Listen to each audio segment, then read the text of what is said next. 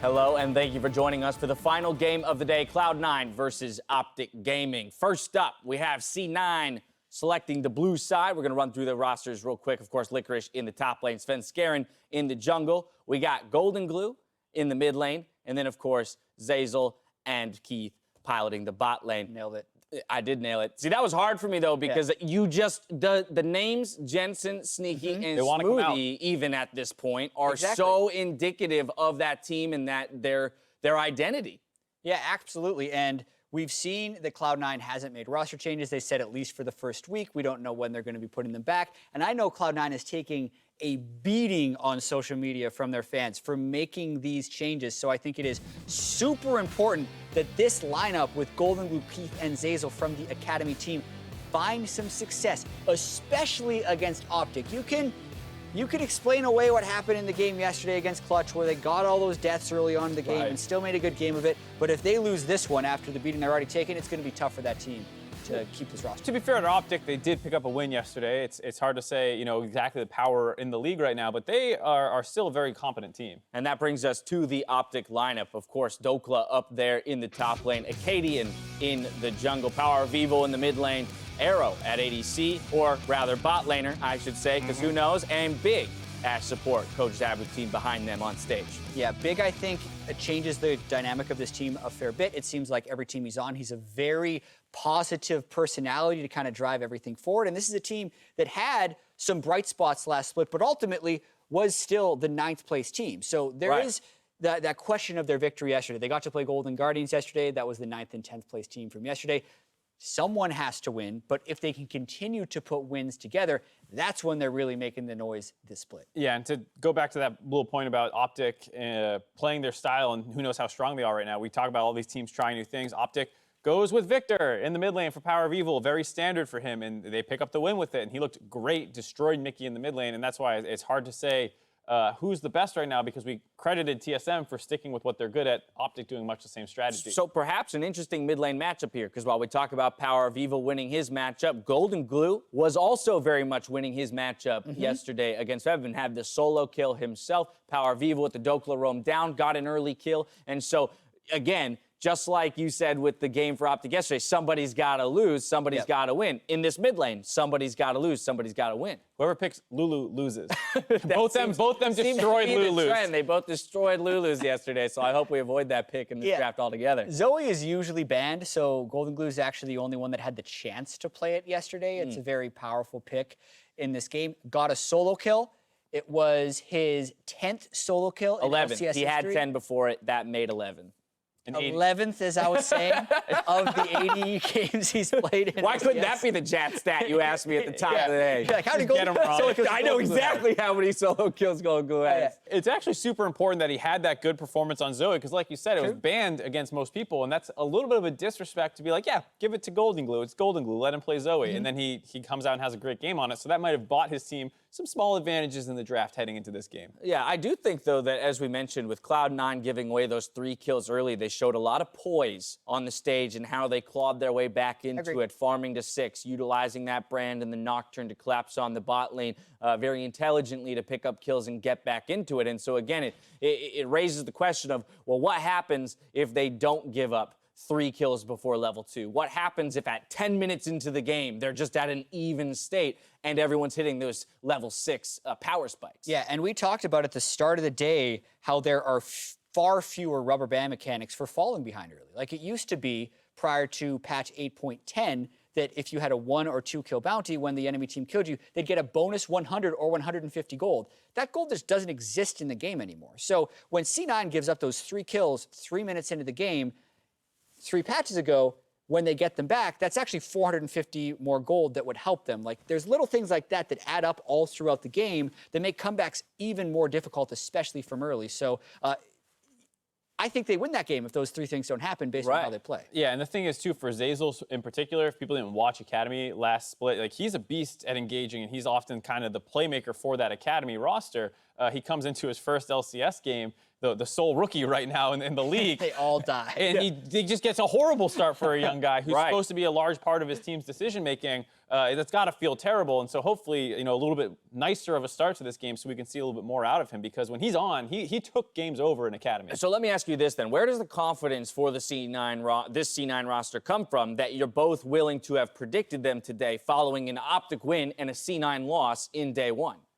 I think it's just the fact that they're wearing the C9 jersey. But that Yeah, actually, is there that some mean- element of that? That sounds like a meme answer, but it actually means something because they did replace Jensen, Sneaky, and Smoothie, even if it's just for week one. And Jack, with his 6 years of management and owner experience of the LCS team, deemed this to be the roster he wanted to put on. That means a lot to me. And also, I do think if they don't make those really bad decisions at level one, that they probably would have won yesterday. So I give them the edge. On the flip side, looking at that C9 roster, then how does OpTic attack it? Where do you see the biggest weakness, Mark, in this C9 roster? I would look at the brand pick a little bit, just because in Academy, C9 Academy with Sneaky down there played it once, and then it got taken away from them the next game, and they lost that next game. And it looks like, not only how well you understand the new meta, but the amount of depth you have in it. So if they were crutching on that brand pick in game one, that's part of where they attack to get back into that game. If you take that away, what else do they have to show? Is Keith just back onto Ezreal then? And those are the kinds of things I would be looking at, just because that was something that worked against the C9 Academy, and these guys were scrimming very closely, right. And that's why they kind of got split up this way. So looking to some degree for OpTic to continue to pressure those 3 Academy players that have slotted up into the LCS stage. Yeah, and I think PowerOfEvil is potentially one of the best mid laners in the North American LCS. It's so hard to shine in League of Legends on a team that loses, yet that's something he was able to do last split. He had the largest CS differential at 15 minutes of all mid laners yesterday, and there were none of those Terex or Braums running around mid to make that stat dirty. It was real stat against Mickey's Lulu, and I think he's a hell of a player you have to respect. 5th and final game of week 1, and while we head out to the casters, Taliyah has been found to cause game server lag that may have contributed to Clutch Gaming versus Fox's crash. We are administratively disabling Taliyah for the remainder of the day. Players will be warned not to pick Taliyah and will be forced to pick a different champion in Champion Select. With that, it's time for us to throw it out to the cat. Oh, Jay, you got a point here on this? Well, yeah, it just reminds me of when Gragas was disabled back in the 2016 World Championship. If they think it's going to lead to another bug, it's standard precedent to just get rid of it for the next game. And usually that's a red side ban. So what I think will be a pivot these coaches have to make at the last minute to figure out what ban they want to throw in there. Absolutely, some obstacles for them to work through, but either way, we don't want what happened in the last game to happen again, so taking preventative measures in that regard. With that, we toss it back out to the arena for our 5th and final game. Enjoy. Hello, and welcome back, Kobe. We've been through a roller coaster ride today. We thought it was going to be all easy breezy. I'm sorry for jinxing it on Twitter, but we're here for our last game of the day, C9 versus OpTic, and as we've already talked about, a very different looking C9, but yeah, it definitely is a different looking C9. New jerseys and all.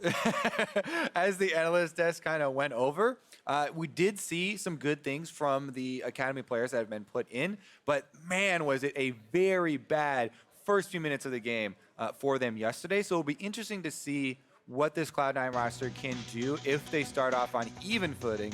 Meanwhile, yesterday, OpTic Gaming, PowerOfEvil is definitely a star for this team. He had 44% of the team's damage dealt to champions on that Victor, one of the champions that he has had a lot of time on, and one of the very comfortable champions. And as a whole, the OpTic Gaming roster that they actually decided to choose in Champ Select, the composition was very, very standard if you're looking back to past seasons and past splits, with the Ezreal on the bottom side, DPS jungler, tank top, and the mage in the mid lane. So they very well could just go for much more traditional sort of setup here, whereas the Cloud9 ones were very clearly the mage bottom lane, or the wizard bottom lane, as we like to call it. And again, continuing to highlight the teams that are playing to kind of the natural strengths of their teams and just playing the style they know has at least shown early success here. And again, only a few games in, we'll have 2 for these 2 teams at the end of it, but the draft is pretty well underway. Ezreal, Victor, and Yasuo banned by Cloud9. Zoe, Aurelia, and one more here to come for OpTic. It's Brand. They're going to take away that bot lane option Keith played yesterday. Yeah, Keith played that yesterday. The Victor, as we just said, for PowerOfEvil was taken out. But we know he definitely has more options left in the pocket. Lucian, though, quickly locked in very early here for Cloud9. Now, Licorice has played this champion top. We would expect this to be a Keith champion, though, for our first reactions.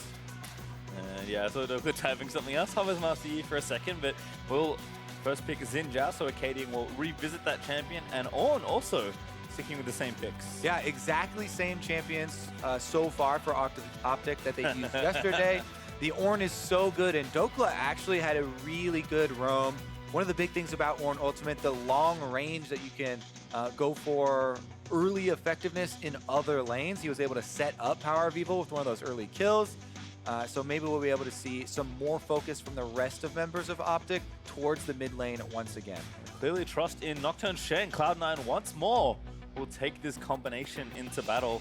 Again, did not pick up a game win yesterday, but Svenskeren and Licorice, the two veterans, if you were left on at least this roster, going to try and make this happen. Clearly something that they feel can work. And yeah, there's definitely huge highlights, right? Nocturne Shen, clear opportunity. You double ult. Both of them are diving in onto the backline, whatever sort of carry it is. Doesn't matter if it's a marksman or a mage or whatever champion is built to do damage and doesn't have defenses. That's the one that you dive with that double combo.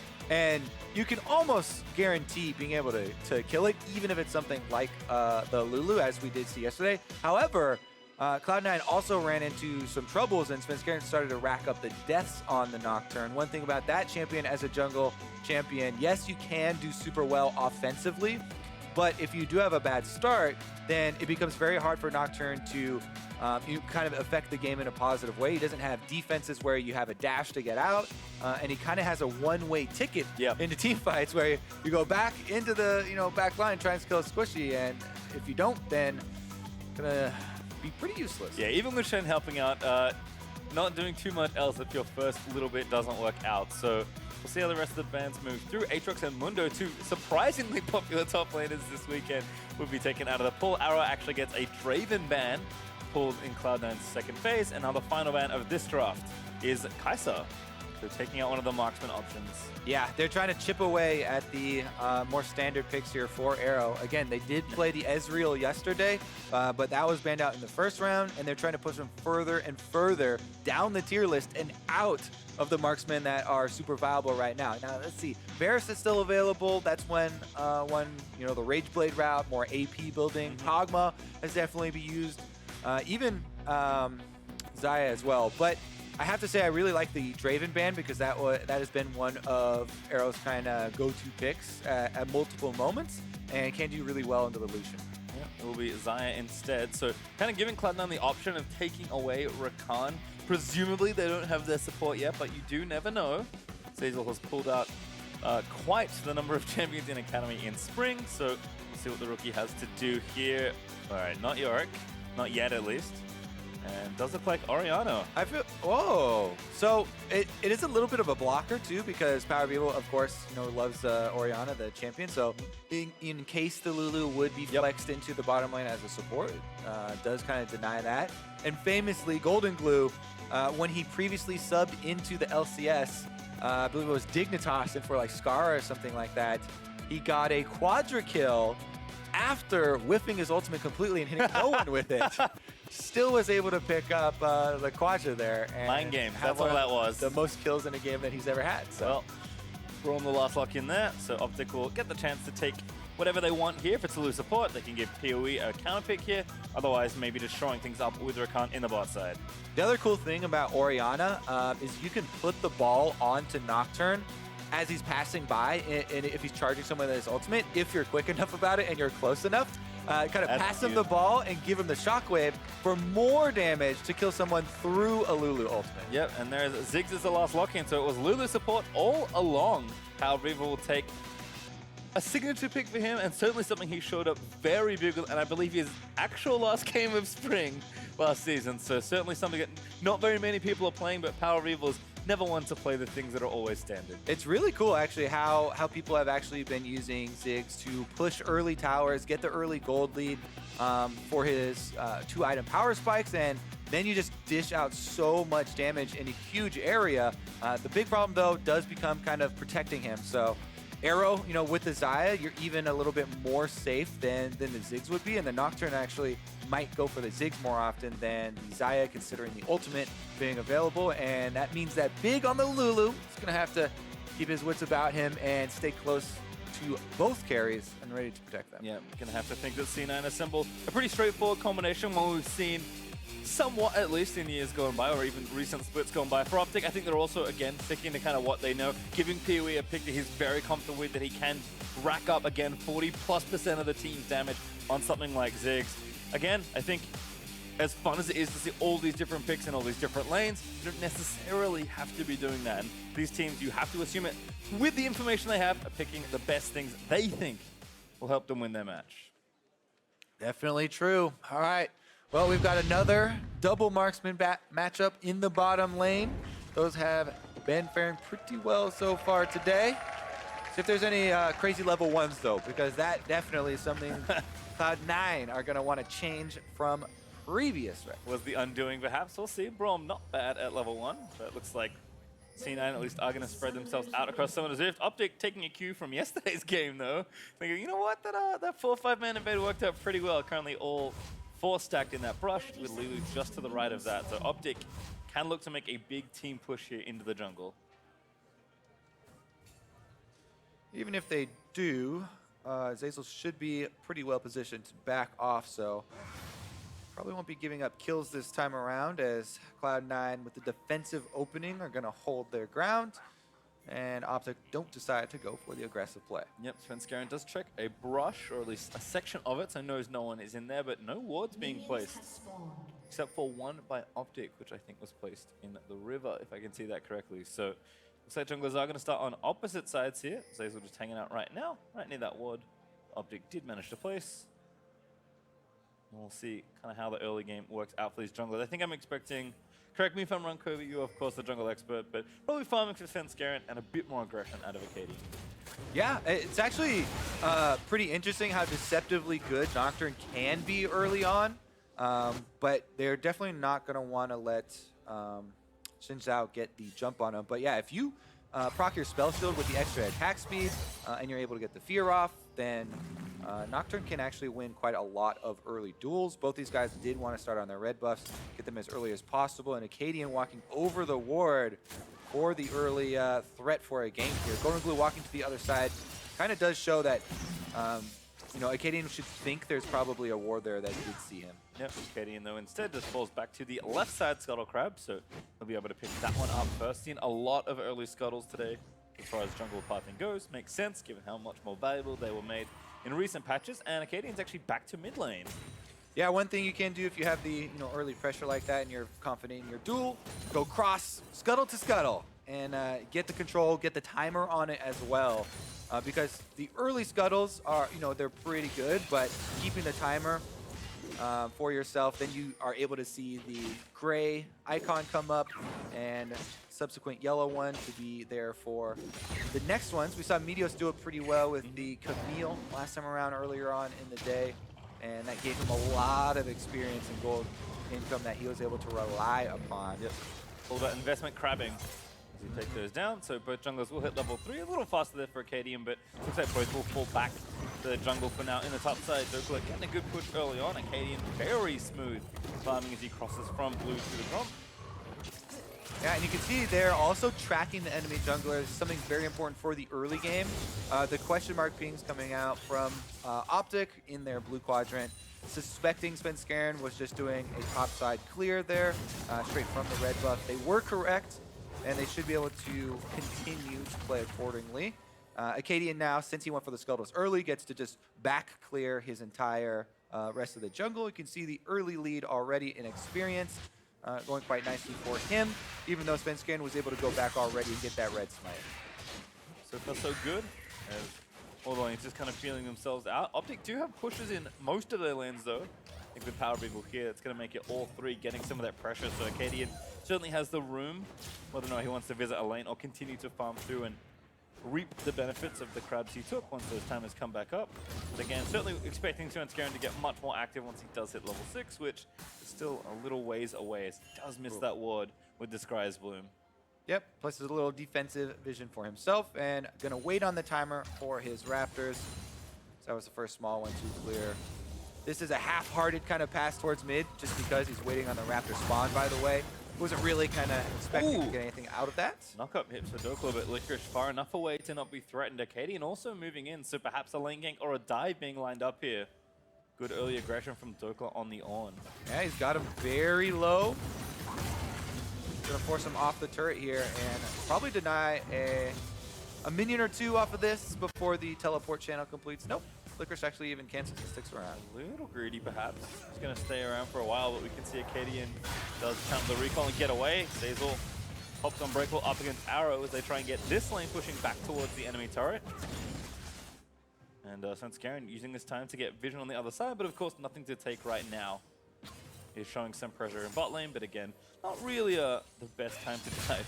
Yeah, his deep vision right now is mostly to try and find out where Akaadian is, because he's waiting on the Scuttle Crab, number 2 here. He wants to jump on it before the Zhao arrives, and he is able to do that just as they pass by here.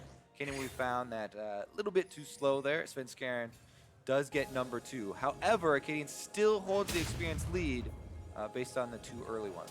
Yep, looking actually for Svenskeren now as he moves softly into Cloud9's roadside jungle, even sweeps through and looks for vision, doesn't find any, which is good news for sneaking in. Could try and turn bottom lane next as they're in the middle of the lane, but it's definitely dangerous to go after the Lucian Braum in this position, and you don't want to get kind of separated or surprised if Svenskeren was lurking around as well. Also kind of, I think, thought about mid for a second, but has given it up for now, and looks like he'll go back as his camps do respawn. Svenskeren level 5, Akaadian of course matching that. As you mentioned, did have the early experience lead, and Licorice actually makes it back with a Tiamat now, so managed to hold on for long enough and not get ganked. Just Svenskeren are going to try and return the favor. Yep, Dhokla just goes into the brush to build up some items here. Does get taunted, so there's going to be some damage. For the fear here, Dhokla with the flash ready to go. Does get himself out of the way, has the ulti spent, thinks about going a bit further forward, but does not want to fully commit to a dive. Yep, and Sven, another kind of half-hearted game where you know you're not probably going to burn too much, but he's very quickly approaching that level 6 you spoke of, Pastry. Another couple camps should be able to get him there. However, these lanes are not very easy to gank for him. So it's going to be a more concentrated effort for Cloud9 when they decide to use not only the Nocturne ultimate, probably also the Shen ultimate. That's why that Tiamat you mentioned is going to be important. You're going to have Licorice shove out the wave first, then try and make a big double ult play. Because otherwise, you know, Ziggs by himself in the mid lane at half court, kind of difficult to go for. And Arrow on Xayah is quickly approaching his level 6 to have his ult to rely upon as well. Yep, TPs of course for both marksmen as well. Keith has his arrow uses to get back to lane, so it looks like Keith managed to get a back in without using it. He could also join the action, you never know. The ADC is going to go with their TPs. As Sven finds a control that Akaadian put down earlier. Again, just making sure that no vision's really in the jungle. Akaadian will cross the threshold again, but is not spotted this time. Yeah, they finally got some hard information though. They did see the exact location of Svenskeren, so they know he's over here, farming up on the bottom side. As Akaadian sticking around again for the next Scuttle spawn. That has really been the only big difference and big action has been who has gotten to the Scuttles first in this game so far. Yep, Akaadian will make it 3 for 1, I believe, as far as total Scuttles taken. Woohoo! Always feels nice as a jungler. Sven, though, spotted on a ward. This is a chance. Remember, there's a Shen ultimate, though, and that can cause these to backfire. Here comes Dhokla. Goldenglue burns the heal, not quite enough, and the bomb is great, but a good stopwatch there by Goldenglue. Takes most of the incoming damage. Yeah, that is the exact move that Dhokla did yesterday for PowerOfEvil. Last time it was on a flashless mid laner. Lulu didn't have the summer available. This time around, Goldenglue doesn't have to burn his flash, but he does, as you say, burn both the heal and the stopwatch, which is a very important active. Sven invading no vision and does not luckily steal the blue buff, so we'll go over to PowerOfEvil. Akaadian tanks it up for just a last few hits. Goldenglue also going to take that time to go back. Already realizes that some attention has been drawn to his lane, so he's going to take the time to recall back and grab a lost chapter. All right, everyone gaining access to the ultimates now.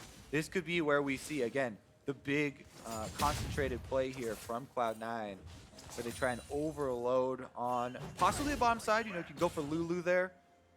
Probably even a better target than the Xayah to try and lock him up very quickly, but bottom lane pressure has been kept up fairly well by Keith and Zeyzal. Yeah, I took the early levels and went Oh, off, yeah. but Keith with a nice culling. Big damage down there onto the Lulu. Akaadian's there, but he's on top of a ward. The C9, we'll see what they can do with all this information, and the vision from the speed train disappears as well. Svenskeren creeps forward even further. Everything is set up here. Shen is already pushing on top side. They chunked out the Lulu a little bit. They've got Svenskeren down here, so OpTic actually see all of these things coming to fruition. They're like, okay, we're not gonna go for the obvious Shen play. We're not gonna take this fight on bottom side, and they give up all of this damage on the turret, half of the turret life, as well as quite a lot of the minions. But that is the better choice, as the dive would be very strong from Cloud9. Oh, here we go. The combo looking to land up. Good charge though from PowerOfEvil as he also flashes away.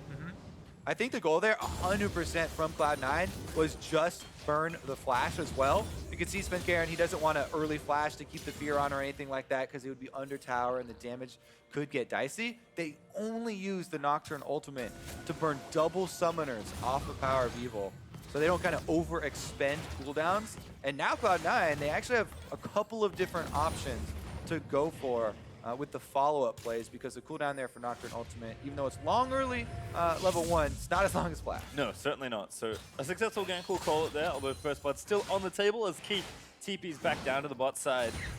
Building up the pieces of a Blade of the Ruined King, and also has his Berserker Greaves finished. Licorice looking for a taunt, lands it in onto Dhokla. Akaadian also here, Sven's gonna see that. Now gonna maybe start doing this in Zhao. Oh, get procced. Flash forward from Akaadian, but Licorice here gonna try and protect him. Good double knockup there from Dhokla again. Looking for that first blood, but Sven trying to shake off all the damage. It's not quite enough, and PowerOfEvil contributing as well. Make it to OpTic. Nab those kills. Akaadian keeps up the chase there, and because the lethal tempo is procced early, that time's out. So Svenskeren, once he actually decides to turn around and fight the 1v1 heads up with Xin, he doesn't have that available. Akaadian wins it, then gets healed back up with the Triumph, and the rest of the members arrive. So OpTic are actually the ones, even with Cloud9 chipping away so well at the cooldowns from OpTic and the pressure, OpTic are able to kind of dig themselves out of a very precarious situation and get that turret for themselves. Yeah, map advantage here though. Dhokla trying to get an ult, landed onto 2. He'd already got first turret gold there in the bot lane after that play. And mid is also looking pretty unhealthy, but OpTic do save it by burning the Ornn ultimate. Ooh, yeah, that was kind of Cloud9 going for a little bit too much. That was like eyes on every single lane. They're like, okay, bottom lane got forced off. We're going to be able to get that first turret. Mid lane, flash blown. Top lane, let's go up here. Okay, so there you go. The lethal tempo, that's about to time out. Akaadian goes for the charge. Dhokla knocks him up into the wall. And Akaadian really nicely able to finish that kill off just in time. And then Big coming in afterwards there with the Lulu as well for the flash ult. Yep, they were lane swapping the whole time. So OpTic with some nice timing to get themselves those first few kills. Still behind a few hundred gold, but nothing super worrisome at this point as they did equalize the turrets. Again, they'll have to watch for mid lane, but probably not too much more that Cloud9 can do while they're waiting for some of those cooldowns to come back up. Although to their credit, Svenskeren's ult is available for one more play, looking bot side right now. Yep, Keith's gonna jump over the wall here and force Dhokla out. Got Blade of the Ruined King, so not bad, even into someone as tanky as Ornn, particularly with only the Abyssal Mask finish there for him. Rift Herald, though, is going to be started as a result, so OpTic using their topside man advantage to try and take down an objective. Yeah, meanwhile, though, we got Nocturne over there in the Dragon Pit. Svenskeren, I would assume, is making pretty quick work of that one. There's a trick for those of you that don't know, the Dragon auto attacks are considered spell casts. So it's great for Nocturne. You can use your W spell shield and get the double attack speed boost. Really helps you burn down dragons early on in the game. And he's able to solo that one very easily. Yep. Detective Kobe did find Svenskeren.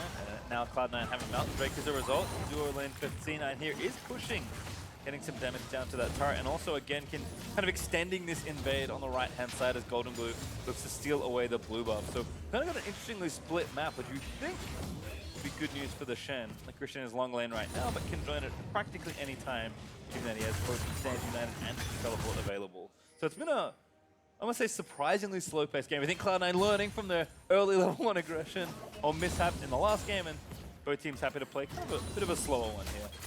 Yeah, definitely a bit slower. Cloud9 could have had a bigger lead as well if Svenskeren wasn't a little bit too eager to go to the top side as well and try and go for that Ornn and Zeyzal play. But even with that, they still have the lead. They still have the pressure here on the bottom side. The mid turret's very low. They've got vision throughout this quadrant of the jungle. As he said, Shen is ready to join for a dive. All right, here we go again. Looking for PowerOfEvil. Flash not back up just yet. The Fear is going to land. The bomb is nice, but Sven able to take him down. Goldenglue held onto his ult as well. Here comes Dhokla with the big TP. He'll already burn the shockwave. Did find Akaadian. Torn up from Licorice. They're going to try and take him down. The ult barely wears off, but Licorice does go down. He's too far forward as Dhokla stunned by Braum, but the rest of Cloud9 running away. Yeah, looks like that's going to be about it, Pastry. The tower dive, they get their target, but again, the collapse here from OpTic, and Akaadian goes in with Zeyzal. Ultimate means that they're not able to damage him from afar, and they finish off the counter kill with Rift Herald in hand. That means the tower is definitely going to go down very quickly, and that is another one off the field here for OpTic. The gold dead even after the exchange. Yep, I mean, Keith is going to waste quite a lot of his time just clearing this out. Dhokla even helping out. It's going to move things forward, but Cloud9 do mount up to be able to take down the Rift Herald. Zeyzal gets the last tick gold there. But again, using the Herald to take down another turret after what was a good start here for Cloud9. All right, so Sven, he's going to put on his spell shield early because he doesn't want to get knocked away, but I think that was a pretty good job of PowerOfEvil waiting for it to time out. Then throws down his combo. Oh, Dhokla, kind of a little bit of extra room there on the second pass of the ult. Doesn't quite knock anyone up, so they're not able to chase down any other kills. But as you can see under the turret, they did finish off the one exchange. Yeah, Licorice still too far forward. Does go down to Akaadian as he dives between two turrets.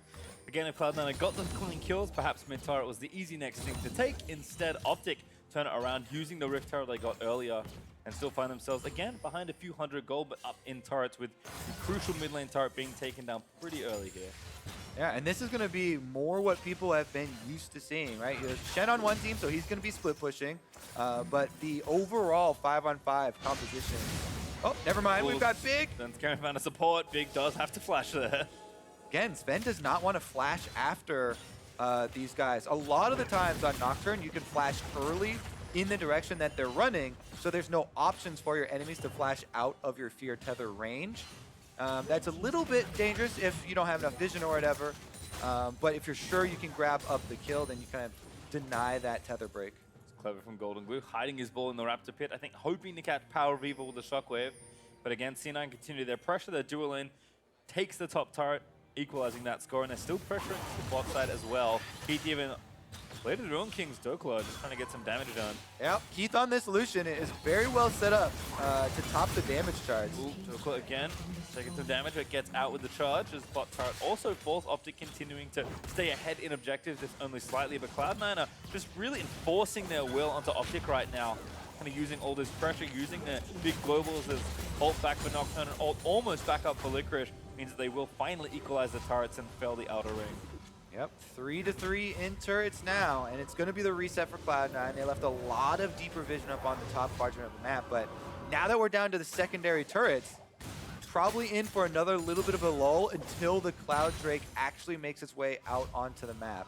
Until then, it's literally just reset to buy your items so you have the best possible combat effectiveness for this dragon fight that could occur, and trying to set up your vision beforehand so you can enter that dragon fight with more information to position better. Because again, remember the goals here for Cloud9, Shen Nocturne dive, probably want to pass off the Orianna ball there as well for the Shockwave, and take down PowerOfEvil or Big. Arrow here on the Xayah should feel pretty comfortable ulting backwards into the rest of the team and trying to delay a lot of that, but it's also going to be a lot on Dhokla and his peel here with Ornn. Huge sweeping team fight ultimate. And you can see on those items that getting relatively close to 2 on most of the carries here. Keith has Black Cleaver almost done, Blade of the Ruin King already done, and Ludens for Goldenglue. It looks like Zhonya's coming up as the next one after that. But still, Essence Weaver plus the Zeal Death Arrow means he's not doing too bad, and PowerOfEvil also has his Seraphs already transformed, working on his second item as well. So whenever this next fight around the Drake happens, assuming we see it, should be pretty close. Again, the gold is still holding only a few thousand up for Cloud9. Well, if you look at the map right now, it's a dual lane top for Cloud9, so they are not going for this dragon at all. They are hard committing to the push on the top side, and they're kind of daring OpTic to split their resources and not answer and go for the dragon. They're saying, okay, fine. No, send them on down there. We're going to keep Keith and Zeyzal up on this top side, wearing you down, and not decide to come over at all. Because even though AD carries take teleport now, Keith is on cooldown, and there's no way he's going down there. Sven, though. Base checks a little early. Akaadian here. The bomb is good. The damage is massive. But does get the fear and flashes away. Licorice also commits his ultimate. Yep, they did leave the top side unattended for now. So in the end, it might be the exchange we talked about where Cloud9 are going to try and take down this turret. And OpTic are cleaning up the dragon. Dhokla's going to try and push him off, though, so maybe they don't even have to trade. Yep, just buy some time. Has his ult ready if he needs to. Does get stunned, but pretty tanky right now. And the rest of his team's roaming up there. So with the threat of the long range on Ornn, I have to think Cloud9 just need to back away. Yeah, they're starting to give up some of the pressure here in the game. Nocturne is a terrible champion for face-checking Fog of War, for looking into brush and being the one to go solo get vision for a team. It's a champion, it's a melee champion with no dash that builds full offense. There's no way you're getting out of there unless you flash. So you can see as soon as Zin jumps on you, he's going to be able to outduel you at this point.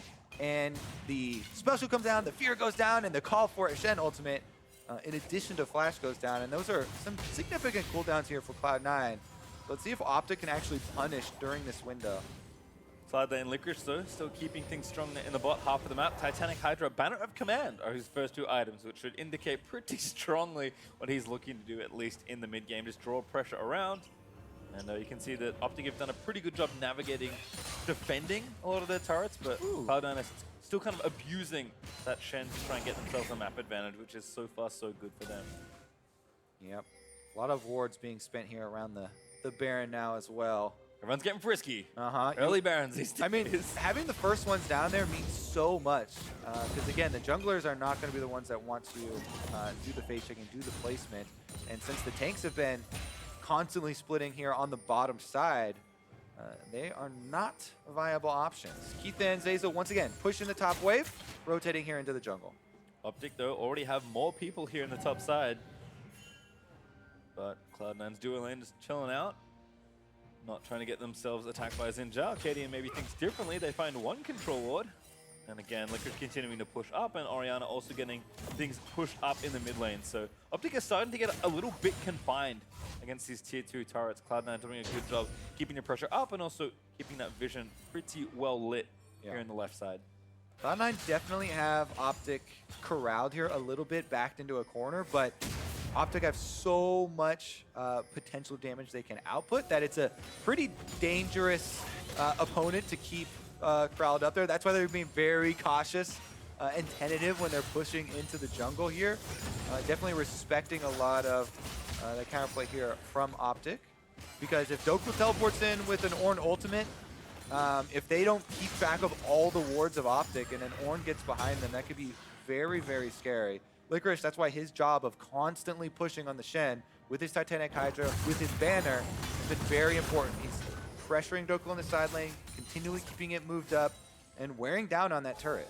I'm curious to see what the teams are waiting for as well. Perhaps just the next objective, as the map is kind of stalemated at this point. I mean, everyone's working towards 3 items. Keith about halfway through his next one. Goldenglue also doing the same. All right, if they're starting to group up here, we got to start going over the champion interactions too. We mentioned the Ornn ultimate, how devastating that can be if you don't keep track of him. It means Zeyzal, you know, kind of one of the stars from Academy for Cloud9 that has been put onto this roster that so many people have been hyping up, and actually multiple teams kind of looking at this guy as an opportunity. It's going to be on him with the Braum Unbreakable to, you know, keep track of the cooldowns, save it to break the Ornn ultimate unless there's something extremely dire that that calls for an earlier one. Yeah, and again, Dhokla is forced to be pulled back down. It's kind of a classic thing in a lot of Shen vs tank matchups. This one no different. Your tank generally wants to be with your team, using that high impact ultimate. Actually going to the source. Causing problems. All right. They decided that the best way to attack this is to just try and kill the Shen. Boss going down, but Dhokla does get the knockup. Licorice is able to get out of the way. And that gives up positioning on mid. All right, still a minion left, but the little caster creep, sorry, melee creep does die. Still enough damage onto that turret is big. Yeah, doesn't want to go too close to the C9 damage dealers. I really like the control here from Cloud9. You know, even with everyone being so skeptical of all the Academy guys being moved up onto the roster here, it doesn't look like they're playing with fear, right? Definitely a lot of control at this stage where Licorice is saying calmly, you know what, I can escape from this, keep pushing on mid lane, you know, make them pay for coming to try and kill me, and they don't even burn the Shen flash. And again, credit to the newer members of this team, right? Goldenglue and Zeyzal did a lot of work in the Academy team as far as calling shots and navigating everyone around the map and actually meshing pretty well with their new teammates, despite what I assume can only be some limited practice. So again, these newer players, I mean, Zeyzal, a rookie, Goldenglue has played before, but has never had truly that much time to play a full split and really make himself known. Ooh. Good on the leadership front there, at least for now, as Licorice starting to get some real work done as he takes down a turret. Yeah, he's got the banner pushing with him with the Titanic, and with all of OpTic at Baron, he's going to start to wear away on this turret as well. So OpTic already really being drawn across the map and not being able to react very quickly here to the C9 setup. Well, it looks like they're just using the time to go back and spend their gold, though. Keith is almost there in item 3, but he TP's back to top lane to keep that shoving. That inhibitor turret, I mean, even though Shen slowly works at it, that thing is almost dead. The banner spam, the constant AoE from the Titanic Hydra, and the diligent work of Licorice is taking its toll on the base of OpTic Gaming. And now he's a bit tankier. He's moving pretty quickly towards level 16 because of how much solo time he's had in the side lanes to get the waves pushing. Like, as far as really forcing OpTic's hand to do something around the Baron area, Licorice is pretty close to just forcing what looks like two pretty bad decisions. So OpTic gonna have to react a little bit faster here and either hope for a big steal or just force a play. They tried it with the Shen before. On bot side, it didn't work, but something of that nature is in order. Yeah, and if you look at the tools that OpTic have to hard force a fight, the Ornn ultimate can be countered pretty quickly by Braum Unbreakable if Zeyzal's in position and if he is ready with the cooldown. So then it would have to be Akaadian on Zhao making a risky play to charge in, immediately using your ult so you don't get focused down, and then relying probably on Lulu to keep him afloat there holding the front line. But it's definitely going to have to be multiple forms here because it's not going to be an easy point and click for them. And Cloud9 are doing a good job of not giving them the openings. Look how clean the map is of OpTic wards. There is one on the top lane, this little straggler boy out here in the top brush that's not really going to give you a lot of value. And this one control ward that, yeah, there he is. The one lone one-hit ward still going strong up there. I think it's a well-named ultimate here for Nocturne. Just because OpTic really don't feel very safe in the dark at all. Again, moving together as 5, knowing they need to push things down, but that gives Mr. Licorice all the time in the world. Even without the banner minion, just to push the waves in, deny that farm, and just keep pushing the turret. And Licorice's like, well, no one's here. I'm just going to give it a hit and run away. Maybe 2. All right, now time to leave. Nope, he's committing. Spirit Surfer drops. One more hit. One more hit. One more hit. Oh no, he's has to run away. Higher. Backdoor protection kicked in. I'm sorry. Allow to be one more time. See what happens. Yeah, he is going to have to back off those. As soon as the extra resistances come in from those, it definitely is deceptive how long you're going to have to stay around to finish off that turret. And eventually he has to back off, much like the rest of the squad here fighting over red buff. Well, sticking down the lane for a while again. Licorice knows he has so much pressure built up here in the side lane. And there's Svenskeren going to go in looking for Arrow, actually going to force out the ult. Does get the fear in the sky, but now flashing forward. Ulti's great with the fissure, and Licorice in the mix as Keith does finally take down Arrow. Forced to flash the shockwave, is immune there by the stasis from Akaadian. PowerOfEvil already burnt the ulti, and Dhokla very late to this fight. They will get a pick onto Zeyzal. as Akaadian is able to take one down. And this actually might be a turnaround here for OpTic. Goldenglue getting chased down by the Ornn, but OpTic no more chase left. Yeah, so the only way you get out of the Nocturne fear is if you break that tether range. If you were able to use the ultimate and get out of range, then that would break it. But if you, just because you use the Xayah ultimate, it just means you're not targetable. But since the spell has already been cast and it's on you, that's why the fear is still gonna go through. So, you know, Arrow does land back down, so gets taken out immediately. And that is 1 kill over to Cloud9. Not the biggest of victories, and they actually don't get much, you know, from the map from it. So it's not, you know, the end all be all whatever of this game. But it is a kill and some more cooldowns going to be out here from Arrow. The flash was blown early, and then the ultimate tried to be used. Really well timed ult from Zeyzal, and again, everyone just piling in, but that stop loss certainly stopped Goldenglue. Yeah, and then we had the collapse here, as you're talking about. Zeyzal got very low. They were trying to get the counter kill. Tip of the spear to the face. Close. He's got him. And Trinity Force is now finished for Akaadian, so I was going to mention that his build has kind of taken a while to get things going, but now feeling pretty good. I mean, much like Nocturne Zhao, good little offense that can't really get out of situations, but he killed him. That's all that matters. Yeah, all his defenses are about the ultimate, where, you know, the ranged champions aren't going to be able to threaten you from outside of that area, and you kind of have to worry about that positioning and the rest of your team playing around you when you go all in. Everybody really waiting, though, for the culmination of all this tension and what is going to happen around the Baron. C9 again have built up a pretty strong lead, but they need to kind of get a few more steps forward to really break it open and have the game get to a point where it's one step away from being finished. And Licorice and that little inhibitor turret down the bottom is kind of the thread of hope OpTic are hanging on to. And one of the interesting changes recently to turrets was that they regenerate quicker. So the outer turret that he got to within 1 hit, as you said, is actually regenerating pretty quickly here, and it'll regenerate up to that 3rd health and require a little bit more time. But again, he has had constant pressure, and especially with the banner just being used, he should be able to get it anyway. Yep, still here now, and I think OpTic a little too grouped as Licorice were able to take this down. Now going to pressure the inhibitor, and now it's time for OpTic to make a very difficult choice. Sending Dhokla over right now, but I don't think he can solo stop Licorice and his banner cannon. Yeah, Banner Boy would probably be able to finish it off by himself, Right, but here's big, gonna run a bit more interference. His PowerOfEvil gonna run even more, but Licorice zooming away.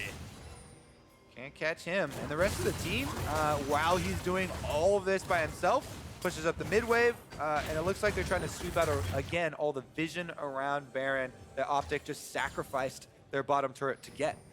Missed one ward there, just right of Zeyzal. Otherwise, complete control of the river here in the Baron area. Oh, tell a lie. Sorry, Kobe. There's one there they'll get, I'm sure, in short order. All right, Licorice back at it again. And this guy, too, remember last split when, you know, they had so much success with him on these carry champions and kind of lacked when he was on the tanks, and people started to get kind of critical. They're like, okay, well, Licorice, yeah, he's super good on the, you know, the carries when people are camping for him, but Cloud9 didn't seem that dynamic. Now, I mean, this Shen split push has been extremely effective for him, and he played very well yesterday as well. So definitely showing some differences and some improvements during the break that they had during MSI. Dancing around Dhokla as well with Svenskeren pretty close. Nocturne out. Who they found? They got the jungler. They can take him now. It's a real good pick to get. He is going to be fit. Licorice wants the taunt. He will find it. And Zeyzal able to grab the shutdown. Ooh, big pick right there for Cloud9. Licorice does have to flash out afterwards, and Dhokla goes for it. Oh, there again, waiting it out, but Dhokla does not get the re-hit on it now. He's actually stranded a little too far forward, about to get stunned by the Braum passive. Does get stunned up. Damage is just enough as Goldenglue collects a kill. Oh, that's gotta be the Baron then. There are 3 members of OpTic left alive to try and steal this or try and threaten C9, and some of them are actually fairly low here for Cloud9. I would say if Ziggs had his ultimate available, they might think twice, The PowerOfEvil did just use it. Cooldown's really short, though. They're trying to find some of the carries. Good double shockwave there for Goldenglue. Buys time. PowerOfEvil gets a ward in the back, but again, the controllers will shut it off. He doesn't have his ulti, so he's going to have to reach out with a bomb and just try and snag it away. Sven with the smite ready to go. Ult on 3-second cooldown here for PowerOfEvil. They're buying time. They may have waited a little too long. Cloud9 are actually tanking a little too much damage. They finally waited out. They will get the Baron. Licorice even over the wall with the taunt just to try and make sure it went down. So Cloud9, after all that dancing, finally snag a date. Whew. That was some hard work to get that Baron there. Speaking of hard work. Yeah, and the minions get a little distracted, not focusing the inhibitor. Not working hard enough, unfortunately. Maybe work smarter, not harder for those little guys. But still, the pressure is there, and Cloud9, especially with the Baron, should be able to knock down a couple of inhibitors. The long-awaited Baron buff. All right, let's take another look here, though. Because again, like we've been saying with these two junglers, they have no dashes to get out. So as soon as they see Akaadian there, a little bit, even a little bit deep into the jungle in that corridor, Sven goes for it. They find the pick. Cloud9 all collapse in a timely manner. And they were even able to get that secondary kill afterwards, which led to the Baron. If they weren't able to get both Akaadian and Dhokla, then that would have been a very, very dangerous Baron. But Cloud9 now, with that coveted buff, gonna return to the split push game. All right, we'll see just how much they can get done with it, though. Again, Licorice has basically got the bot inhib dead to rights after his work before the Baron, so have to think, especially with a banner minion up here, thanks to Zeyzal's banner of command joining the fray. That tier 2 turret was dead. Don't worry about that one. It's these juicy inhibitor ones that Cloud9 are after. OpTic looking to defend. Yep, it's definitely gonna be difficult. Banner comes through. Bottom inhibitor's probably just dead to Licorice. Yep, there we go. Don't even have to take a look. He's able to finish the job once again. And they also have Goldenglue ushering up the mid lane minions as well. So all sides here under attack from OpTic, and their options are becoming very, very few. So maybe Dhokla moves over, tries to get an ultimate away from Zeyzal on someone else, go for Goldenglue or something, but... Ooh. Akaadian jumped in, thought that might spell the end, but Cloud9 don't turn back around for a potential re-engage. Licorice also doing a good job tying up Ornn. I think just, if nothing else, if he tries to ult cross that, don't let him reactivate. Cloud9 have been playing very patient this game. Controlled game here from the mixed roster. Looks like they definitely want to put their first win on the board. Akaadian, though, trying to clear out some area to work with here as Sven has been lurking around in the brush.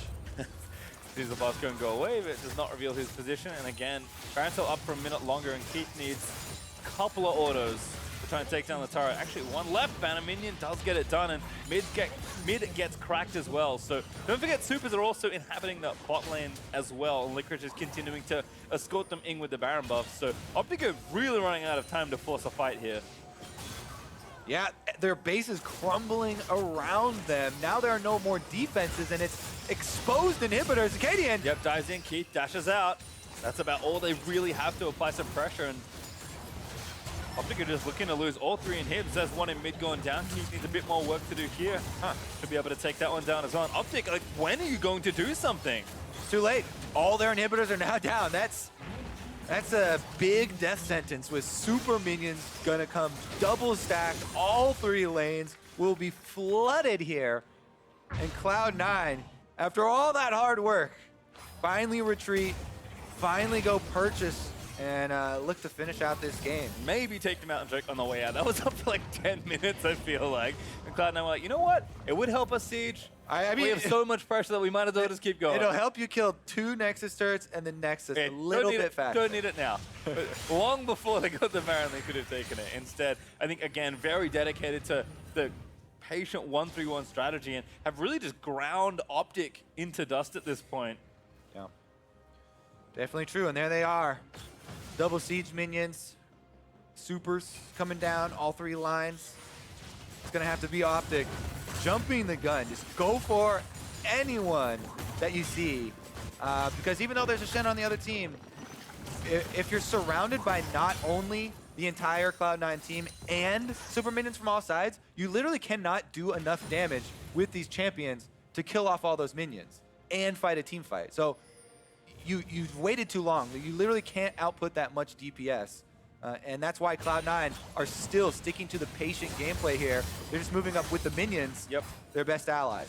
Timing all their waves as best they can, getting them shoved in, trying to be consistent with how they all push in, but can be a little tricky. OpTic, though, backs very firmly against the wall as Cloud9 will just escort the minions in, and for them, hopefully to victory. OpTic, they have to try something, and I think they know it, but the Ornn is going to try and kick it off. They look for Keith, they will grab him, but Zeyzal, they're burning the ult. They're just going to, again, buy some more time. Akaadian pops the ulti. There's the paranoia from Svenskeren. We're going to dive in, but he's actually going to try and take down Akaadian. Almost gets it done. Sven pops the stopwatch and flashes out to safety. Still on the front side, tied up as Goldenglue. He's able to get that kill, and that should be enough. The Nexus turrets are so low as OpTic may keep trying to fight. PowerOfEvil gets tagged by a shockwave, just barely flipped over from left to right, but the turrets are falling. C9 have opened up well and truly a lead that OpTic cannot come back from. With an exposed Nexus, OpTic are fighting, hoping the Fountain Lasers get something done, but Cloud9 will rally back to victory and close out their weekend with a win. Keith, Zeyzal, Goldenglue, Licorice, and Svenskeren grab their victory, go 1-1 here in the first week. And OpTic and PowerOfEvil unable to make much happen in that game. Yeah, it just felt like Cloud9 knew what the game plan was, stuck very firmly to it, and for a team that, again, has not had that much time to play together, just based on how long their previous roster has been playing in the LCS, looking pretty coordinated. Definitely true. Yeah, so both of these teams are going to end the week 1-1. It's not the worst start in the world, but definitely some promising stuff there from Cloud9 towards the end. It was just very, very methodical gameplay. Yep, again, wondered, what does Nocturne Shen do?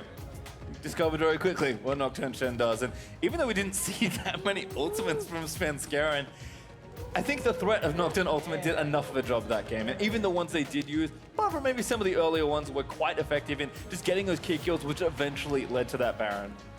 The dedication to the split push pays off. Goodbye, Banner of Command. Yeah, actually, that was the last Banner of Command game that we will ever have for North America. That thing has been deleted from the game, and we'll be changing, updating patches here next week. There you go. See? Perfect way to end the weekend. Banner of Command storming to victory to close it all out as Voltboy himself gives some love to the camera. Again, has to feel good to win. Goldenglue's had a turbulent history in the LCS games he has played in, but he does finish the weekend with a win. Yeah, I look at the damage spread. Pretty even for all those guys, too. I mean, Licorice is #1 on the Shen. Because technically, he was in the side lane, dealing blows there with the Ornn. Oftentimes, that'll happen with a lot of tanks, and people see the damage numbers. But honestly, his banner as well, and the constant pressure that he kept up in the side lane was just too much for OpTic to deal with. And it kind of neutralized, it felt like, any sort of shot calling or aggressive play from OpTic. They never really chose the moment to make the play elsewhere. And if you're never going to make that play to break what Cloud9 are doing with the split there, then you're not going to be able to do it at the end when your base is already flooded. And I think it's easy to say, well, why didn't OpTic do anything, right? I mean, the tools they had were pretty minimal, but Ornn, it's a great tool for starting any sort of fight. I think Licorice deserves maybe the most credit for just stopping Ornn from really getting to a fight in any reasonable time. Because when he was there, Licorice was already busy pressuring the base. So yeah, Ornn's there pushing you, and then Shen's there pushing you, and then you also have to worry about the Braum and the Nocturne if you do get there. Flew around there sometimes. Well done for us for now, but let's send it down to OpTic and Cloud9's mid laner. Thanks, guys. The Scrim God is back. Goldenglue, what's it like to pick up a win on the LCS stage again? Yeah, it feels great. I feel like we've been working really hard. We've had no off days. And we've been really like a family, working so hard together and kind of just ignoring everything else that's been happening. So it feels great to finally have that work pay off. What's the practice and training schedule, for Academy like compared to LCS? It's a little weird because we have the Academy team play Thursday, Friday, and then they usually come to the matches on Saturday, Sunday. So I think you overall get less practice when you play Academy, since you have to be ready to watch LCS and such. Where when you're playing LCS, you get a scrim on Academy days. So it's pretty similar, but a little different. And yet here you, Keith, and Zeyzal are playing on the big stage. Now, I was happy to see your name return, but I know that there were quite a few Cloud9 fans who were a little frustrated with the roster swaps. How did you deal with the reaction?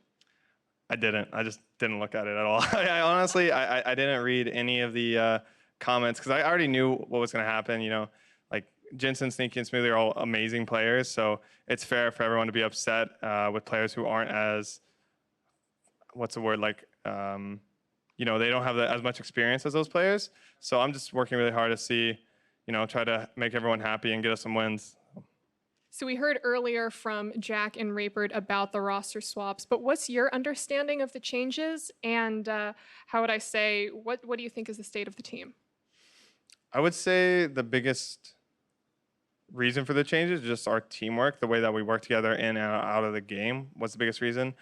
Me, Keith, and Zeyzal all have really good relationships and synergies with play styles and outside of game. And that's kind of why the move, I think, was made. I mean, you could also, you know, Reaper and Jack know more. I'm just playing. So, but that's what I think. So what would you say to the Cloud9 fans who now have their eyes on you three to help pick up some of those Cloud9 wins? Well, I would say I'm going to do my best to make you proud, but, you know, it's big shoes to fill. So hopefully I can do it. Well, congratulations again on your win. And for more on the game, let's hear from the State Farm Analyst Desk.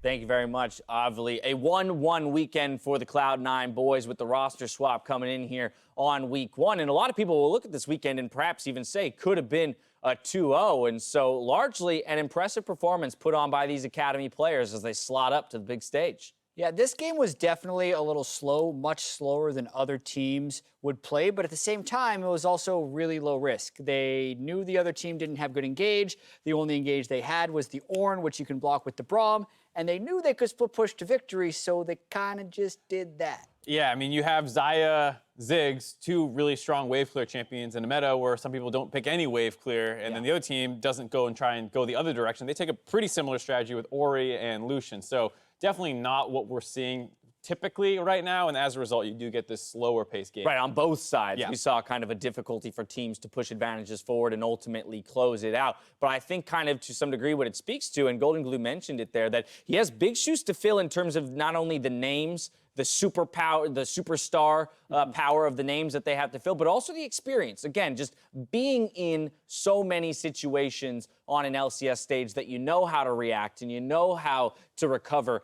These guys haven't had that experience, and yet I largely find by looking at them that they're playing that way. Yeah, well, it's interesting. I'd say Zeyzal doesn't have that experience as the LCS rookie. Goldenglue, over 80 LCS games. Keith as well. I remember I made a video once about whether or not Keith or Wild Turtle should be the starter for TSM. They've never actually been that good on the stage, right? Goldenglue and Keith, which is why another reason I think it was so surprising and why Cloud9 fans rebelled so much against the changes. They thought that these guys are like known commodities, so to speak. Right. But you can actually improve over time, which is what Goldenglue and Keith want to prove. Now, that said, OpTic was the team that got out to a slight early lead with in terms of kills, of course, because Farm was coming in for Cloud9 as well as some turrets. But maybe a bit of an overreach here by Svenskeren as it will result in 2 kills for OpTic Game. And this is a situation where with Dhokla on such little mana, you think maybe they could try and turn around, but the bot lane was swapping topside. You have to imagine Keith was communicating this, and so it kind of put C9 in full retreat mode. The Ziggs ult coming in over the top basically made this a 5v2, so whether they stayed and fought or not, that was going to get flipped around, but they didn't convert too much off that. And you see the gold lead basically never really was in OpTic's favor, and that mostly came down to that split push pressure that the Shen was putting out after the game kind of started opening up a little bit more. Yeah, this was very much kind of a map and team play victory, which is what Goldenglue at the end of the interview was saying, is how he feels like the synergy and the communication between himself, Keith, and Zeyzal is really good, and it felt like Licorice and Sven could be on the same page as him the whole time. And even though PowerOfEvil was trying to throw bombs all over the map, every time you looked at the mini-map, it was those 2 side lanes pushed as far as they possibly could be, and OpTic could never really get a foothold. And there were a couple times where OpTic could have. They just really flubbed the counter engage because a couple times Nocturne goes in with Shen on top, and then they get one person, and then the Ornn ults were just not there. There's a skirmish in the jungle. missed that one. Braum blocked another one, then another one just completely whiffed the redirect on the second half of the ultimate. Execution, execution, execution. The one thing that I will call out for Cloud9, and we talked about it a little bit off air, the idea that they're the ones picking up this Nocturne pick. We've seen it played to relative success in other regions, the LCK most notably. I know it's hit the ban table once or twice, but aside from that, no one else seems to be reaching for this pick. What are the kind of advantages that this pick gives maybe a team like C9 in terms of options and strategy? It definitely muddles team fights a lot and definitely helps in split push. I mean, the fact that they've ran Shen Nocturne, that's a very classic team composition all the way back to 2012 in League of Legends. There's also a few little things with the pick that people have now started picking up lethal tempo, which gives you that huge amount of attack speed right off the bat. With the new celerity rune that's going to be more AD for your move speed.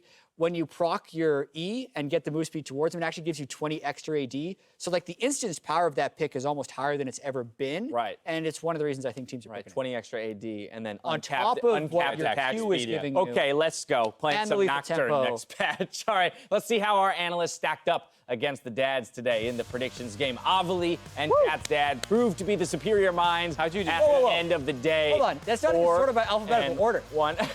Like they just decided to put Avali above. I don't know what to tell you, man. Ladies first. I was not a part of that. Ladies dads first. Yeah, ladies dads first. There it is. Well, 4-1 Mark's there, and then of course we have a small pack at 3-2. Mark, myself, and Riv's dad, Zeyzal, and Captain Flower's dad's bringing up the rear. But ultimately, I want to now see how you guys stacked up against the fathers. Mark, you rode or doed is not Rode or doed. It doesn't work it. that I'll way. ride it. It's I'll only ride ride or or doed. die.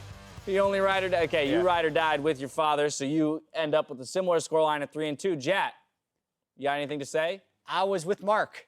I don't think 3-2. so. How was your dad? Should have listened to the wisdom of your father. I should have. He was on like, that CLG Jat, man. Come on. keep the faith. That's actually. It Dad actually happened. only works when doing it Jad for you. doesn't believe. If he actually picked that, both him and his dad would have been wrong. That's true. Yeah, that's probably- true. That would have been the way that would have been the path to victory for us. Either way, thank you to all of the dads for playing along, and a very happy Father's Day to you, Dad. I love you. That's going to do it for us here on the desk. Thank you for watching. Now it's time to toss over to Freak, Azale, and Fox's Huni to break down an exciting Week 1 on NALCS tonight. Hello everyone, welcome to NALC Tonight. As Dash just said, I am Freak, that on the end is Azale, and this is Echo Fox's top laner, the air quotes really required here, Huni. Bot lane / jungle aficionado, that's been awesome. So first things first, Week 1 of the summer split is complete. Let's see how the teams are stacked up in 1 week's 2 games apiece. Give me everyone's first impressions. I mean, first place Echo Fox, you had to expect that. I mean, it was pretty able to predict it, right? Obviously. Yeah. Definitely, like, we're kind of strongest team at the, like, all the season, like, last split. So, you know, I was not kind of expecting actually being, like, first place is that easy, but we still made it. What position are you gonna play next, Huni? I mean, I'm playing for Phil. Oh, okay. So, Okay, you play Phil. whatever. It's just random. I mean, whatever. Like, whatever at the back, just give me, I will carry.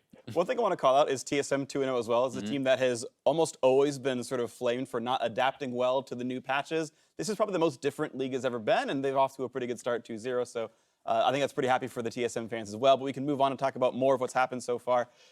In the LCS, I mean, it's been such a crazy, wild world, right? With 8.11 coming through, 8.12 is going to be next week. And you're one of the only teams that's actually been role swapping. I want to sort of talk about that. Like, is this just finding the right champions for you? Like, what's the reasoning behind? I mean, I feel like there was a lot problem that having like a lot of team, like really a lot of team that can't get used to, like let's say AD carry.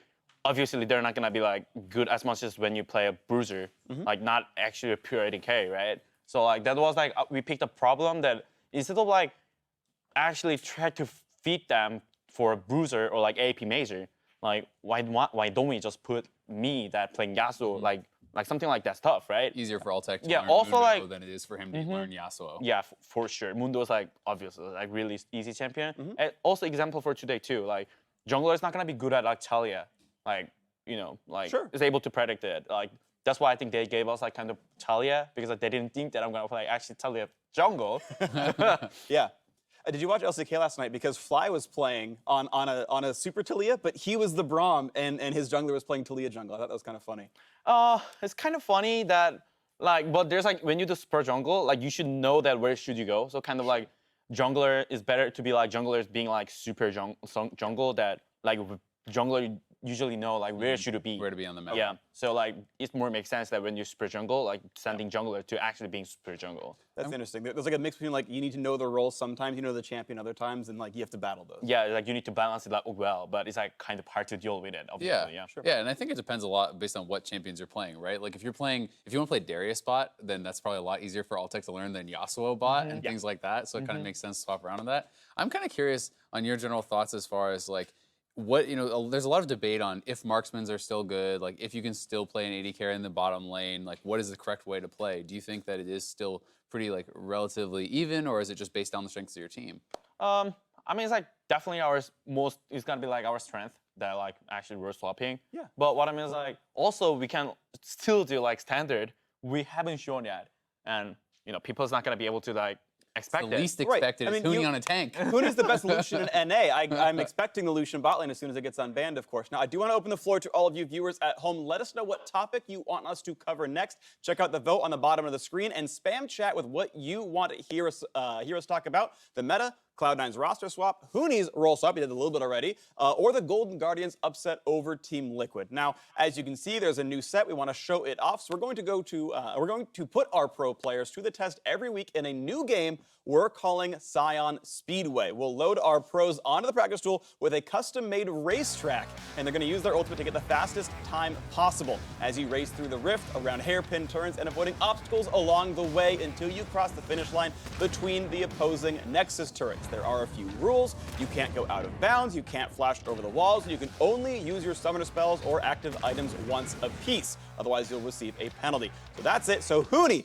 head on over, do your best on our best friend testing station, and let us know when you are ready. Yeah, Huni, go for it. Let's go. You ready for that one? Otherwise, you at home can bring this up. I'm not playing if I'm not the best. Yeah, of course.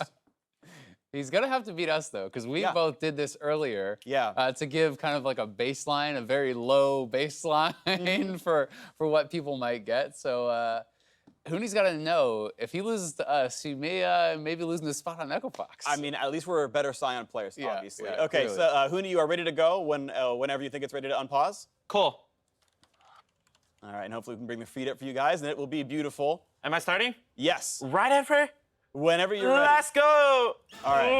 And he's off to the races. Of course, it is infinite cooldown to the ultimate. You got to juke around this one through the base gate and up around this turn.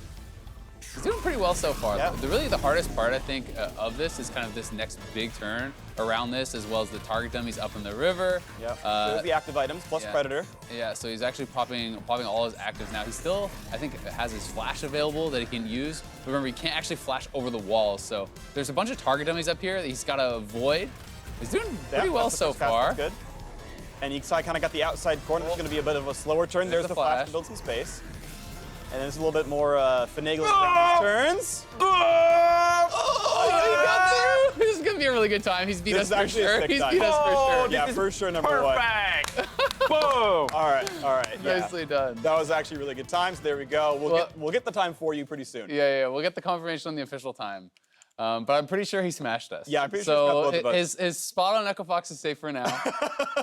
We'll see if come on over We'll see if if you anyone can best Huni in the coming weeks. What's funny is my first run in practice, we gave him a few minutes to practice as well. My first practice run was way better than my listed time. I choked under pressure when the stopwatch came out, so in my mind I was 4 seconds faster. And there you go, Huni 45-10. Solid 2.5 seconds over Zeyzal. There you go. Well done. But actually, you guys played pretty well, Dad. Like, I thought that this was like my perfect timing. That like, I think I'm pretty sure like I didn't have any mistake, but still it's like 2-second difference. I think maybe after the target dummies, when you're running around that corner, it might be better to use your summoners there, because when you start your ult and stop your ult, because you have to like start it and then stop it again because it's such a sharp corner. Kind of, yeah. Maybe, but like there's little optimizations, I'm sure. Yeah. But that was, I mean, you did really well. Yeah, I mean it's like so hard to tell like which is like optimal. items? Yeah. You actually bought things that I didn't, because you bought, I'm trying to remember the other item you bought, because I got like an extra Spellbinder, because it's like 10% move speed on it. Yeah. But you had a different active, and I forget what it was. But I had he had just Yomas. had Ghost Blade. Yeah, he bought Yomas. I forgot okay. about Yomas, so did Yeah, I used just like coin for the 10 move speed, but I didn't know what was better. I Oh, had no cool. idea. Yeah, I mean, the Ghost Blade is like when you're like outside of the combat, right? So like you get yeah. the 40, which is like, that's the 10%, but you're not gonna, you won't be able to use Spellbinder 2 times. So that's why I buy like Ghost Blade, so you can use like active item. Right, yeah. So that's why I think like Ghostblade was pretty good. I'm also pretty interested to see if we actually have someone who's like a Scion, actual Scion player, because you can Right. bounce off the walls and you can do some Best crazy top drifting laner. stuff. He's got to be the best Scion player. He already admitted to me that he's not a Scion player. He's more of a Yasuo Riven type of guy. Yeah, well, I know talking about him on the lounge, you're like, never played Maokai in my life, and like 6-1 SKT with it, so he's a liar. Either way, we're going to check in with your guys' votes at home and see your next topic of conversation, and it is the Cloud9 roster swap by a landslide. Okay. This is what you want to talk about. Once again, it is Goldenglue and Keith and Zeyzal coming in, subbing out Jensen, Sneaky, and Smoothie. Did you interact with this? Did you scrim them or anything? Yeah, I mean, we screamed kind of against them, and then they look pretty well, and like we actually learned a lot from them. From their main team or from this current roster? This current world, Okay. because like they were screaming like really well. At the same time, I think they're like playing more in this meta, and at the same time they're like kind of probably like try more things, and also the Goldenglue played really well against Faber too. Like that's why they could have like played more like instead of like 20 minutes like extra. They have more chance to actually can comeback it. I feel like pretty good because like I feel like they can like try more stuff because like obviously they're like younger or like new player because like, that's not like I don't know what I'm saying, but yeah, maybe more hungry, right? Yeah, like kind of. We talked like Reaper and Jack talked about like the fire that the players had. They were really driven to try to play on the LCS stage, and sometimes I think new players coming in do have a lot of that. And to your point, I mean, Goldenglue played really well in the first game against FLICKR, and like. You have to remember how bad their start was. Both their bot line died level 1, blew all their summoners, and then Svenskeren died topside before 2.5 minutes at level 2. And they still almost won that game, right? Yeah. So like that was a horrible start. They even like died so late bot lane that they missed multiple waves. Yeah. So it's like, if you don't have that start, maybe they have a 2-0 weekend and it's hard to say, but like it's pretty decent performance. I would assume that because like he was like really good at that Zoe too. Like he was like have really priority mid like for whole time, and then like Zoe also is like really good champion for like 1v9 too. Sure, yeah. So definitely why not?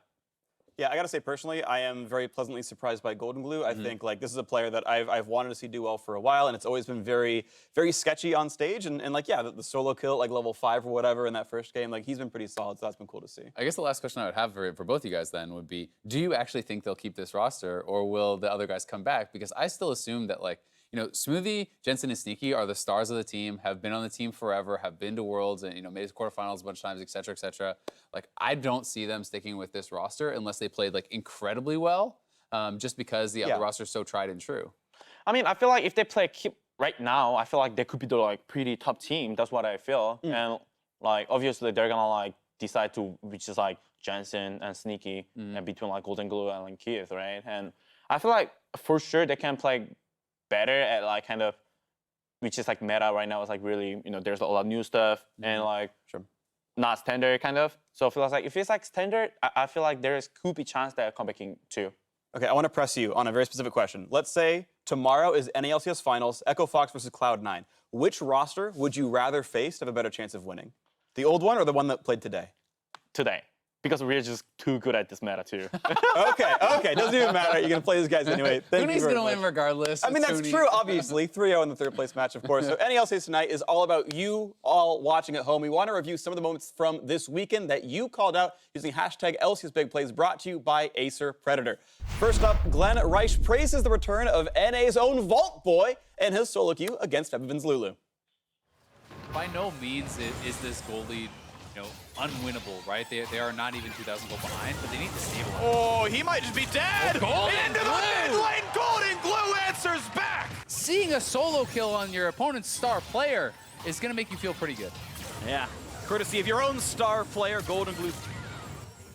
I mean, he was really sick. He almost also got a second solo kill. I remember like with Fevin roaming down a bot, he was super close to killing him. So really good performance, honestly, from Goldenglue. I think it's some of the best play we've seen him have on the LCS stage. Yeah, I was watching it also. He kind of misplayed for what you mentioned about the second solo kill. I think he could have solo kill kind of, but pretty sure from there like you can tell maybe this guy is not as like experienced as much as like Jensen. Probably like if you play like kind of like best or optimized, you could have just like solo kill too. But that's why I gotta say kind of weakness. But still like he played like super well. Like that game should have been like over like 20 minutes earlier, like for sure if there was no Joy pressure mid. Yeah, so that's by him, but of course they did lose that game. Now next up, TSM put a capper on their 2-0 weekend with a quadra kill picked up by Hanser. Turtle over the wall, flawless duet, locks him in place, and there's the ultimate coming from Bjergsen. He might have bit off more than he can chew, but the team is behind him, and now they're onto Flame. Sven still drilling the arrows into Flame, and now they're onto Keen. This is gonna be all she wrote, and they knock him down under his own turret. Quadra kill for Hunter. Yes, good. Stairs. Good job, guys. Kills GP, Don't know. He has stopwatch. Don't know about flash. Probably has. Nice. I think you get it. We can. Think about stopwatch. Nice. Nice. 4 kills going over to the top laner TSM. They run over that fight, and that was one that looked like it was going to go FlyQuest's way at the start. All right, whose Mundo is better? Yours, Altex, or Hans's right there? I'll take his best Mundo ever I've seen. Absolutely agree. Just want to get that. Just want to make sure that you were also backing that one appreciate up. the pure mechanical skill there. You walked at him in and that pressed quadra Q. kill? Ooh. I can't play Mundo. He's too hard champion for me. I believe that, but Scion on point, of course. So finally, Wonder from G2 asks why Jankos can't play Rengar like Dardoch can. Phoenix is ripping through the team. Damage still there. It's a mess. And that's a double in for Solo. He's alive for long enough to try and get the rest of them as Dardoch has got no sums left. CG 3 up, still looking to try and complete the ace, and Dardoch will get flinged back. Solo got his teammate killed. I can catch. Just catch. 5 seconds. 5 seconds. Watch out for, yeah, okay. You guys go. 3 seconds. Watch. He's gonna jump. He's gonna jump. Let me get him. Just do some damage to him. Nice.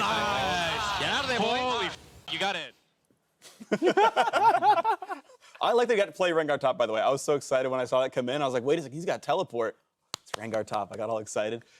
Do you blame Solo or Lyra for that Graves kill, though? Because he flung him into the brush, but Lyra, like, cheated up. I'll flame, be honest, Solo. Like, you don't need to flip over there, right? Okay. So, he, like, since could have nearly solo kill Rengar over there. So, like, you know, why not? I'll say, like, you didn't need to really, like, flip press E and make sure you're not landing at the like brush, so he can't jump it. So you have to give Dardoch a rating. What do you give him out of 10 on his top lane performance? He actually solo carried this game too.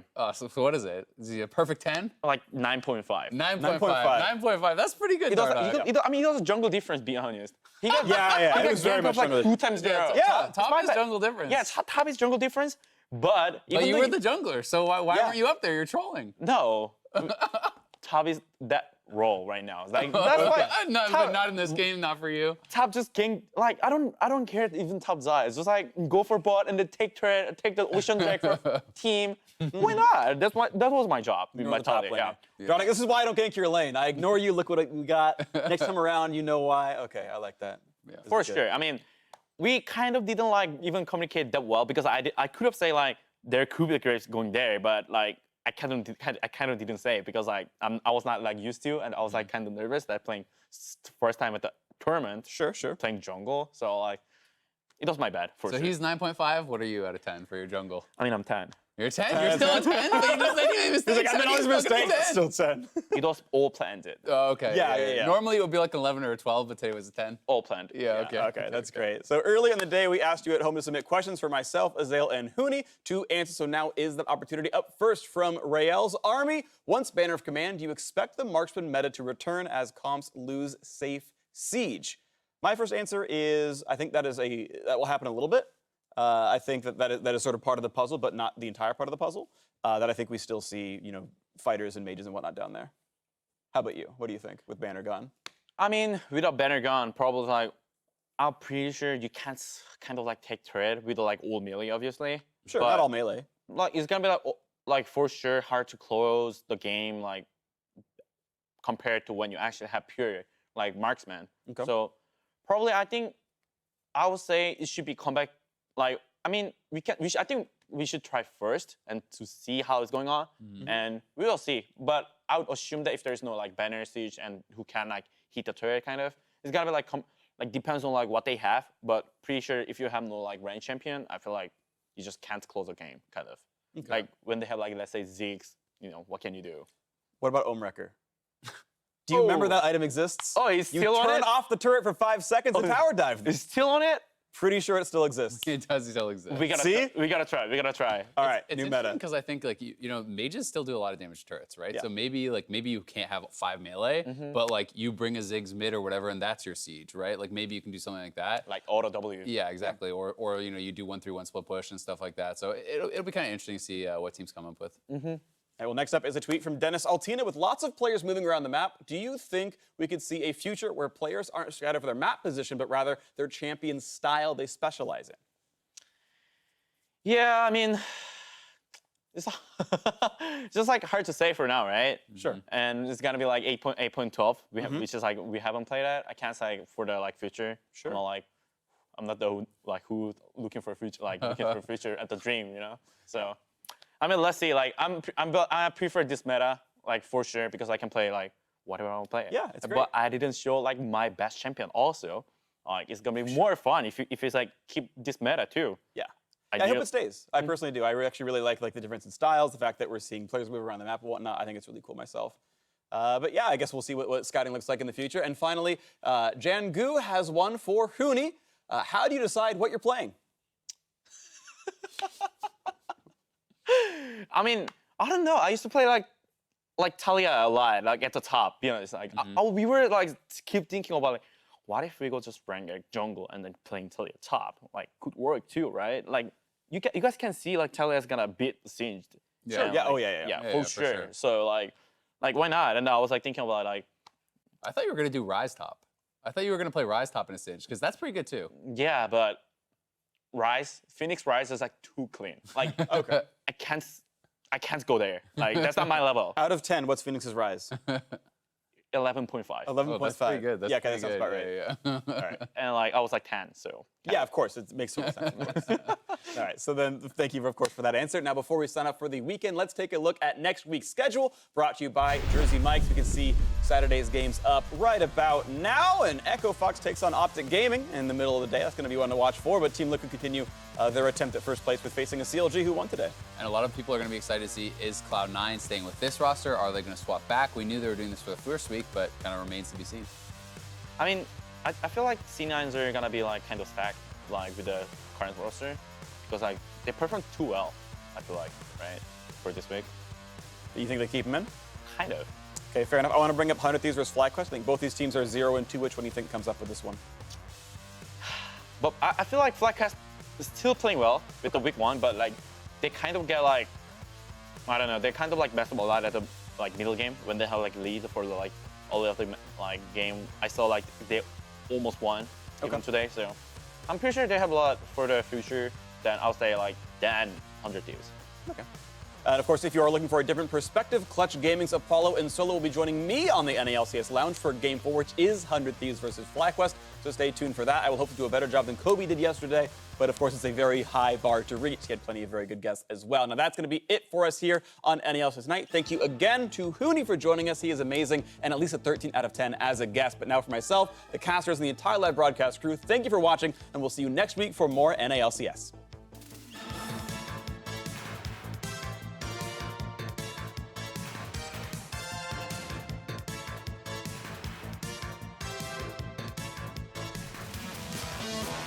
Yesterday, North America jumped into patch 8.11, and while we saw some of the picks rather teased in different regions, it just left us wanting more. Sven still drilling the arrows into Flame, and now they're onto Keen. This is gonna be all she wrote, and they knock him down under his own turret. Quadra kill for Hunter. Now they might lose Keen. What an ultimate for Bjergsen, nobody can even get out. And now it's Flame falling. And the Nexus in the eyes of TSM, as well as a 2-0 start to the summer split. TSM take down FlyQuest. If we play scared, we're gonna lose. Let's just focus on playing our game, going for our plays, and we'll take it from there. Level 1 kills coming up. There's one. Serve him up. 2. Anyone scared here? Never scared. Spooked. Never scared. He says we're letting it rip, boys. Golden Guardian goes dead, and he just absolutely deletes Team Liquid. The TP with the ult from Gunshot. Gonna line them all up. He gets a 3-man knock up at CLG. Wipe that team fight. Singe is dead. Milk him out. I still kill. We got him. Nice. Right now, I see Huni with Talia and a smite. So I'm getting some inklings. Are you confident playing the jungle Talia? Why not? Oh my god, I'm gonna play top. I'm hella nervous, by the way. CG, 3 up, still looking to try and complete the ace, and Dhokla will get flinged back. Solo got his teammate killed, and now he's going to pop the Zon into Huni. Did take down Apollo and Echo Block. They lose Phoenix, but they find so much more. They can take him out. It's a real good pick to get. He is going to be fit. Licorice wants the taunt. He will find it, and Zeyzal able to grab the shutdown. Hit the Nexus, guys. Hit the Nexus. Oh. Hit it. I can't. Please kill it. I mean, he's like, yeah, we won. Yeah, I'm dead already. I'm dead already, man.